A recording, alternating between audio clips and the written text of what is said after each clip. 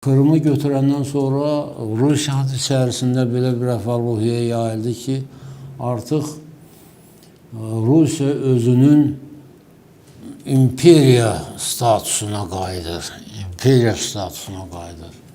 Bugün Kırım yoxdur. Kırım tamamilə Rusiyadan ayrılıbdır və belə deyək, düz orada Rus qoşunları olsa da, Ukrayna qoşunları yaxın 2-3 gün ərzində o Kırımı tamamilə Ukraynanın bir hissəsi edəcək.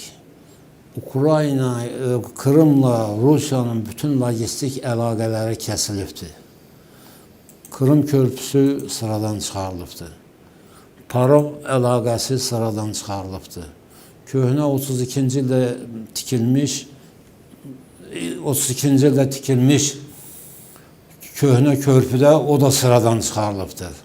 Bax, beləcə Kırım körpüsü, Kırım tamamilə belə deyək, Rusiya ilə heç bir əlaqəsi olmayan, əhalinin böyük qismi Kırımın Rusiya ilə bağlı olan Feodesiya və Simferopol tərəflərinə qaçır, gedir.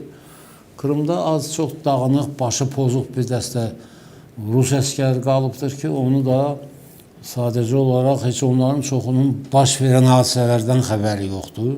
Yəqin onları əsir götürəcəklər və onları əsirlərə olan münasibətə uyğun surətdə rəftar edəcəklər.